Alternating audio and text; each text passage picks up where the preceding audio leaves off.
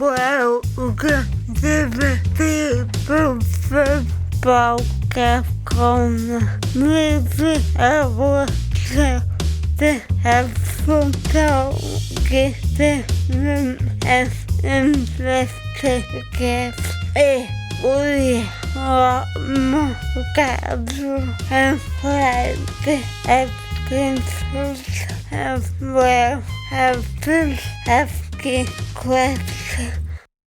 Hello and welcome to another episode of the People First Podcast Corner.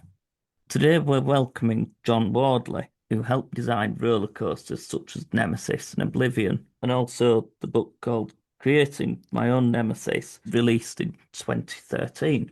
Welcome to the show, John. Thank you very much for asking me. What got you into designing roller coasters, and how long have you been designing them? Well, there's a lot more to what I do to just roller coasters.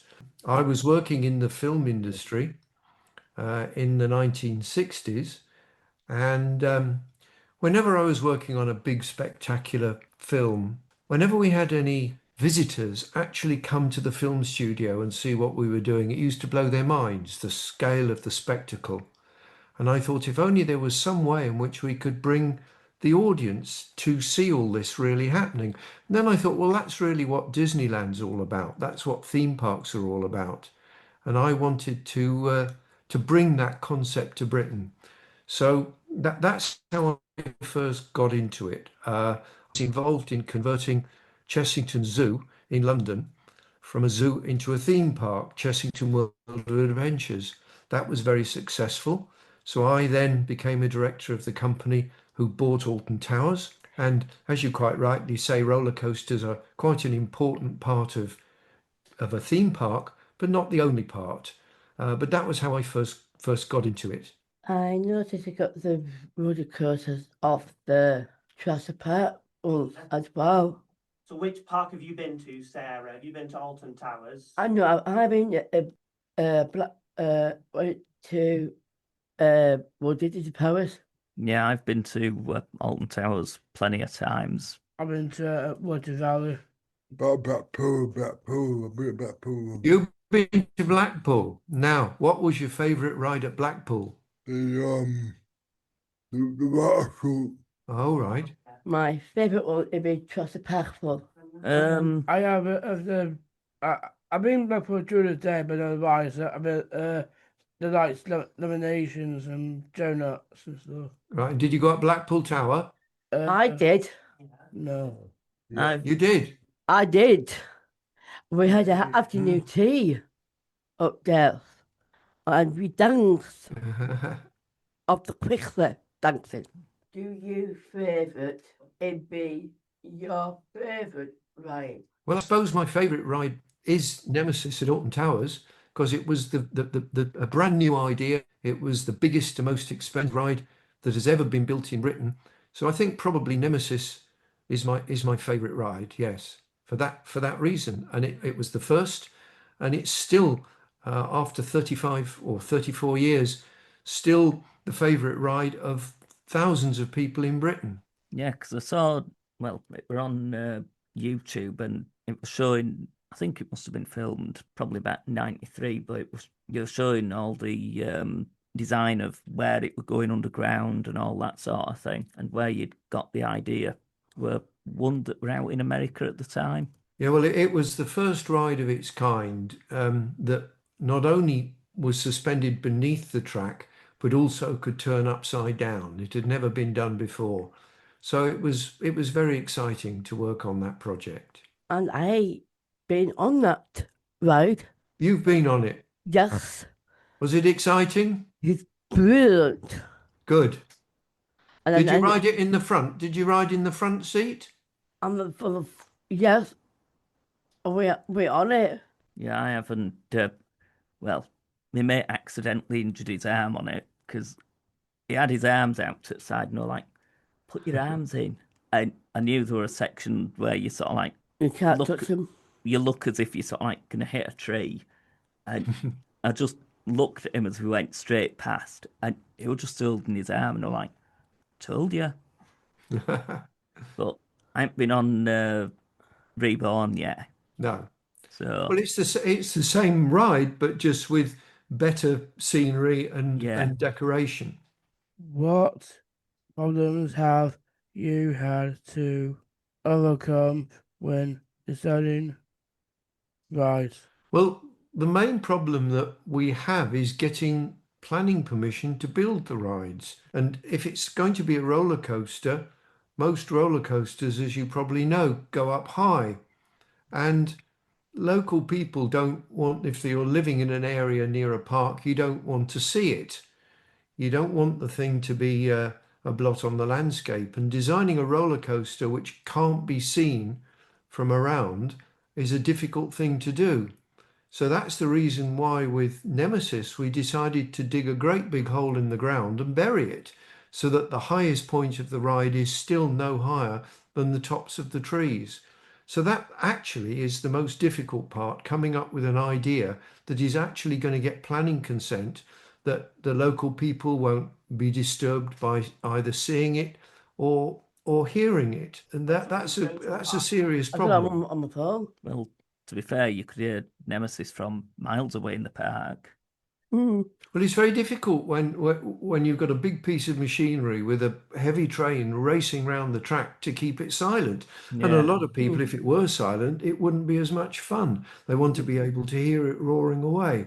But in actual fact, although you can hear Nemesis from anywhere else on the park, when you're in the local village, you can't hear it. I didn't notice is on the cinema is back. The cinema is doing it as well. There's a lot of Chester Parks on it all the time. You see them advertised. Yeah, over the ties. Yeah. Well, obviously, if you're going to spend millions of pounds on a new ride, you've got to advertise it. You've got to tell people that it's there. So they have television adverts, they have adverts in the newspaper, you have adverts on the internet, on Facebook Well, and YouTube and things. What about the what call it? YouTube. The YouTube or the movie songs to it. Yeah. Mm. Mhm. You see them a lot on YouTube now, ride videos, don't you, with music on? Yeah. Yeah, if you do a search on YouTube for Nemesis or Alton Towers or Oblivion or any of the other rides, there'll be dozens of different videos that come up. Some of them actually on board the ride, some of them behind the scenes showing you how they work. So there's lots and lots of YouTube videos. Some of, Like some of the stuff's quite surprising as well, because when you're on the ride, you think, oh, that's pretty big. Like, there's the section in the haunted house at Alton Towers, Curse of Alton Manor as it's now known. That's right. And that spider that drops down, you think, oh, that's pretty big. But there was this documentary on YouTube, and it were you and some of the other guys that helped design the ride. And there was a section where you stood next to it, and it's massive. Yes. Well, what was the old haunted house at Alton Towers was an interesting one because from the front it looks as if it's just a little spooky old house, but when you ride it, it seems to go on for miles. And in actual fact, the building that contains the real ride is hidden behind quite a small facade. But by using the trees and other landscaping, we're able to hide it. So the huge building that the ride is contained is something which, when you ride it, you're never aware of.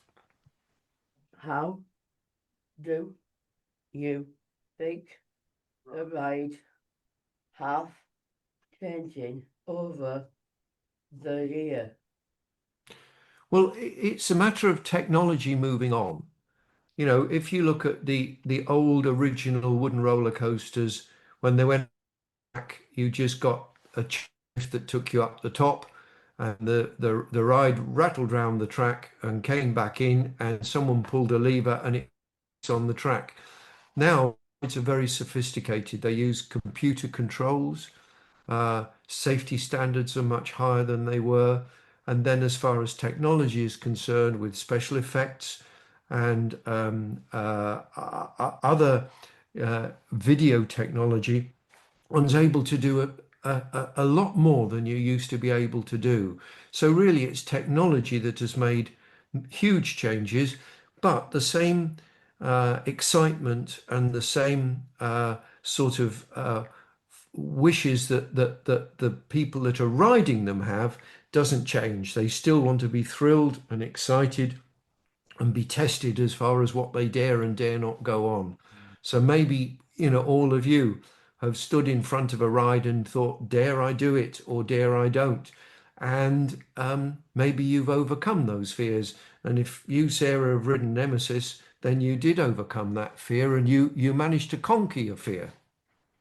What was it like working on the bus crash?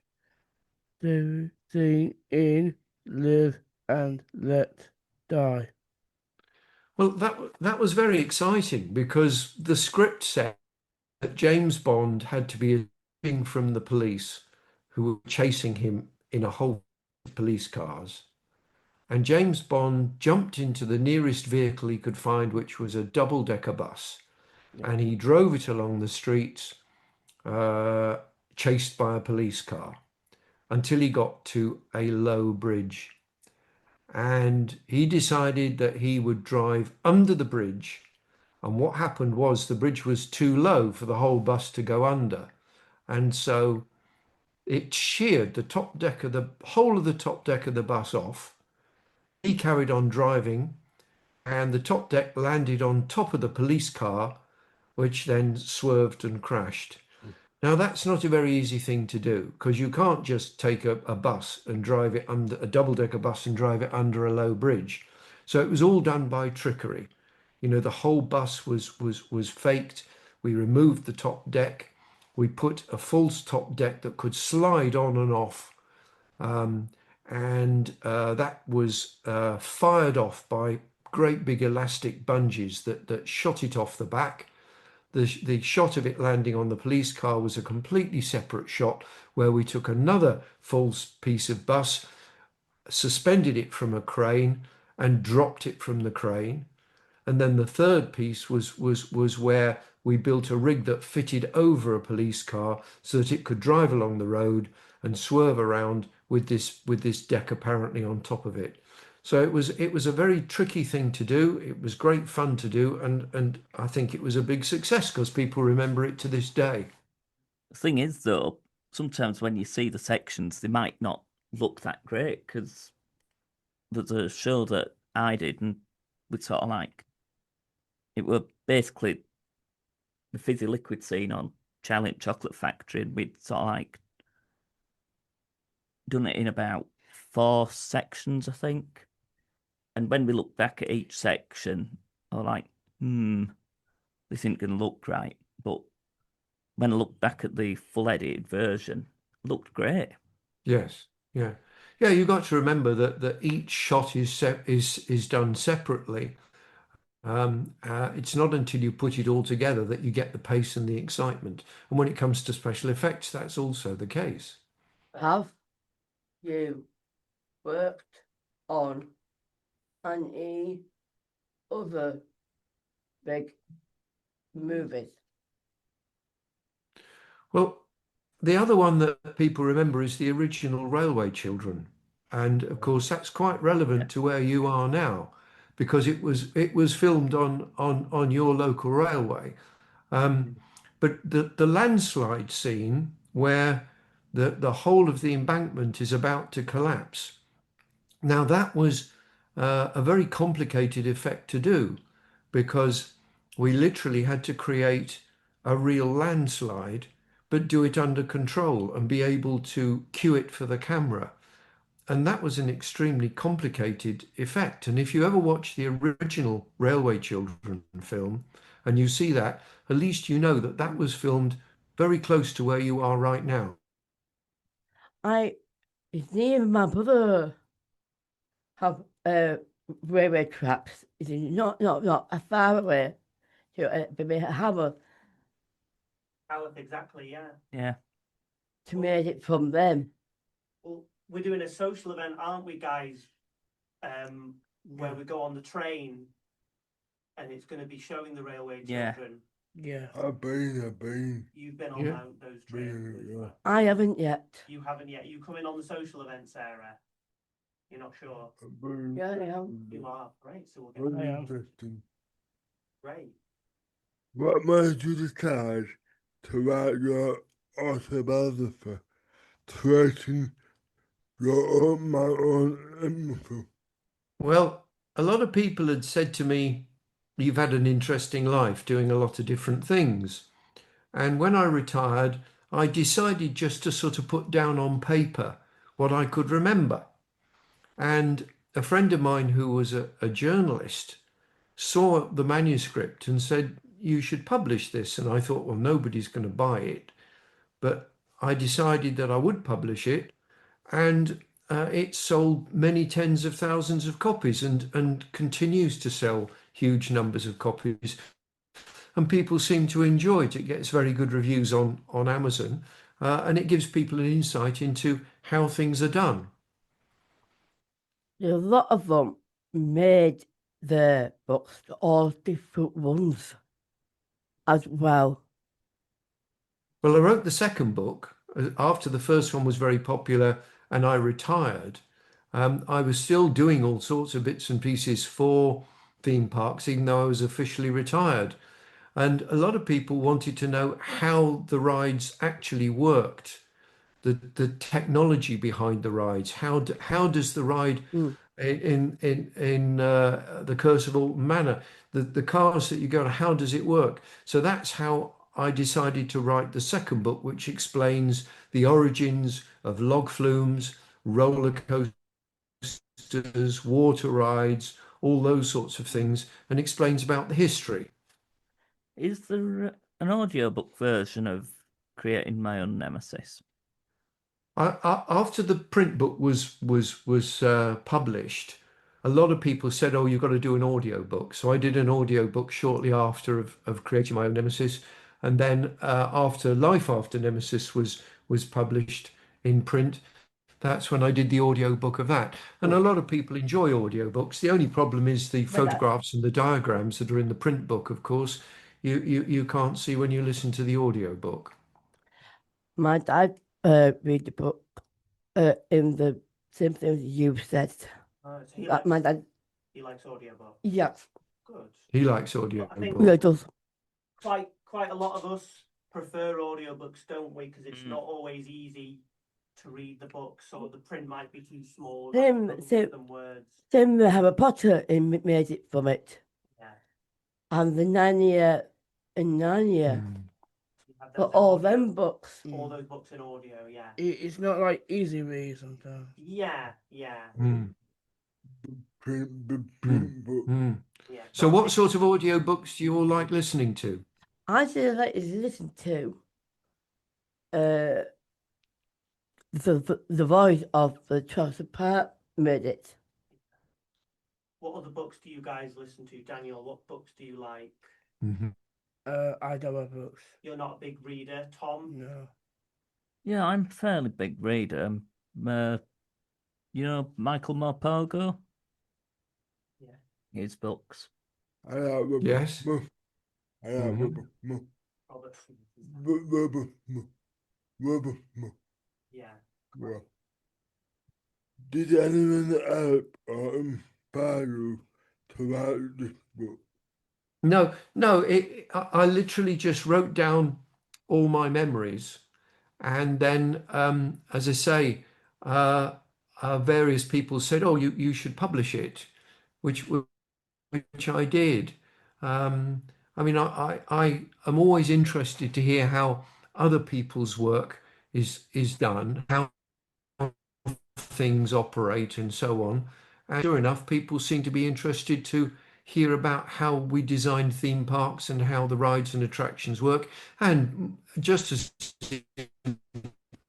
importantly, how I got into it in the first place. which creates a much more balanced autobiography. So most of the book is talking about my life leading up to the theme park world, before I actually started at Chessington World of Adventures.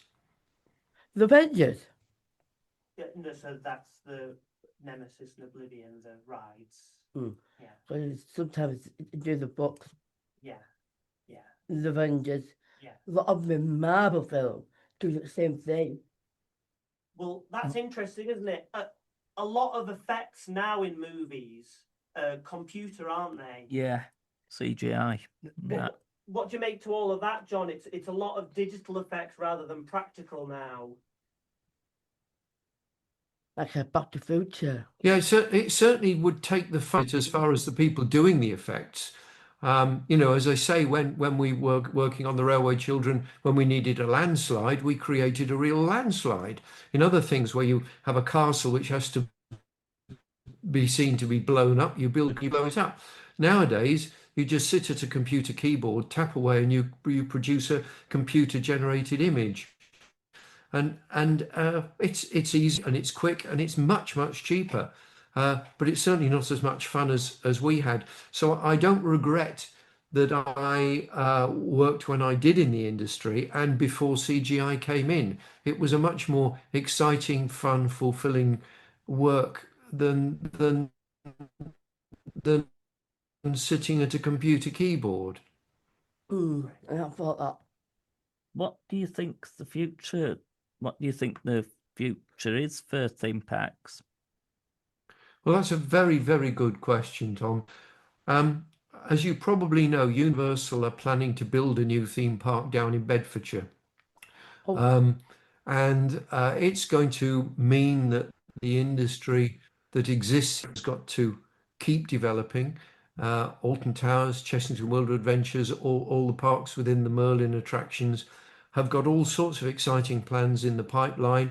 New attractions are opening at Alton next year and the year after on a very exciting theme at Chessington World of Adventures. So the future is good as long as they keep developing, they keep innovating, and they keep providing what the people want in terms of excitement, escapism, and entertainment. Now, I noticed some of them, like Terminator, same thing. Yeah. And I noticed a lot of them doing it. Yeah, what? As in digital?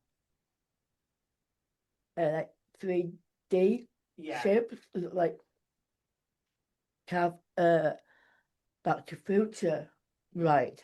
Yeah. The ride. The ride and stuff, all that lot. Yeah. So I've been on it for a couple of times. You're thinking at Universal Florida one, aren't you? I think it's coming over to England. Well, I heard. I don't know. That's right. You're right. Yeah. So you've been to Florida, have you, Sarah? And you've ridden Yes. the Universal ride. I did. Well done. Good. Well, in a few years' time, you'll be able to do it here in Britain. Yes. What are your plans for the future?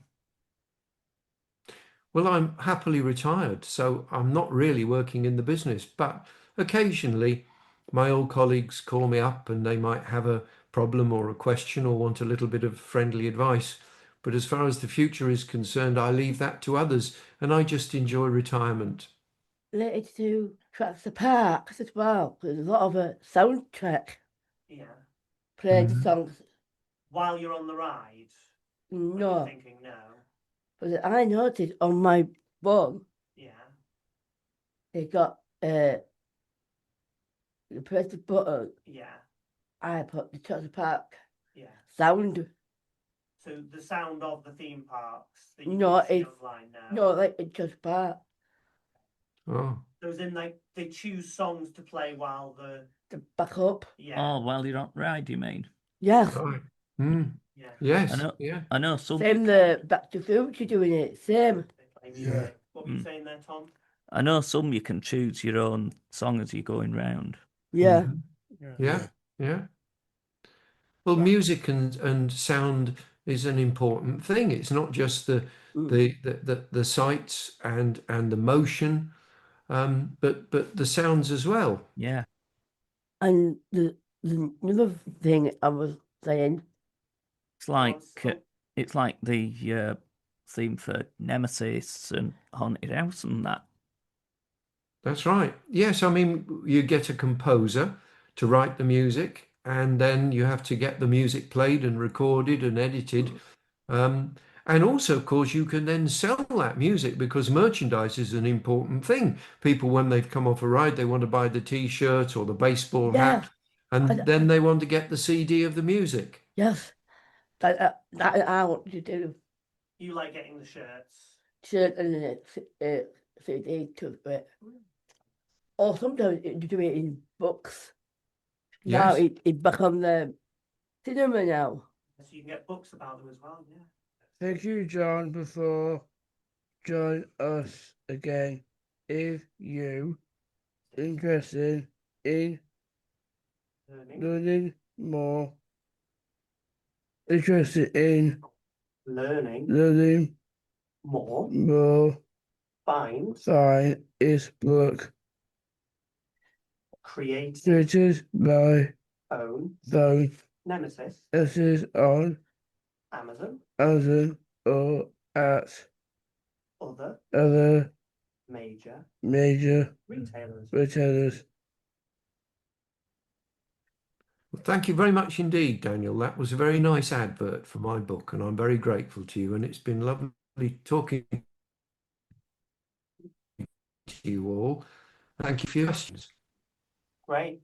Would you like to just round out, Daniel, by saying remember to share and rate the podcast Share the podcast, because it helps us episodes for the podcast, get more listeners. for listeners, it help us get other listeners. Great. Would everyone just like to say a last thank you to John and anything else that they want to add? I to thank you, John, for the interesting interview today. Been great, John. Thank you all very much indeed. I've enjoyed it. I'll send you. One sec, guys. Go on, Tom. I'm just going to send you a feedback form that we just send out to all guests. Yeah. Right. Yeah, it'll just take you 5 minutes. It really Yeah. helps us with our charity monitoring. I've got One sec, Graham. Would you like to say thank you? I'm too done. Yeah. Sarah. Thank you, Graham. Say thank you. Yeah. Thank you. And not to, Thank you, Sarah. I went a bit more into this. So I wanted to do it, help you out a bit more. Yeah. Well, so you're interested in learning more about roller coasters? Yes, I Yeah. do. Well, maybe we could try and find John's audio book and we could maybe buy it and put it on one of our tablets and we could listen to it, Sarah. Yeah. If you're interested, because I think that'll have loads of good information. We got soundtrack. And the soundtracks, yeah. Because I noticed Yeah. Beavis Cop Yeah. doing it Yeah. as well. And the book on audio. Yeah, exactly. We could find the audio book. That'd be a good idea. Right, great. Well, I'll say thank you as well, John. Thank you very for much. Thank giving you. your Bye-bye, time everybody. today. Bye-bye. Yeah, Bye-bye. Rest of your day. What we'll do is we'll edit it and I can send you an email when it's due to go out if you want to just have a check through or anything like that. It'll go up on Spotify and Apple Podcasts and all the usual kind of WhatsApp places. and other media. Okay. Great. Okay. I look forward to that. Brilliant. Thanks so Brilliant. much again, John. Thank you. Bye. Bye-bye. Bye. Bye. Bye. Thanks, everyone. Go on. See ya. Bye. Great.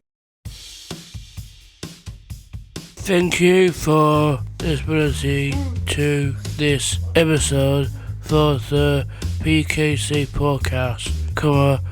If you went to listen to our minute show all about the social effect people with learning disabilities, you can ask for the PFKC Podcast on Spotify, Apple Podcasts, Amazon Music, or you can visit our website peoplefirstpkc.com to keep up to date with our podcast. Follow us on Facebook, X and Instagram by searching for the PFKC Podcast.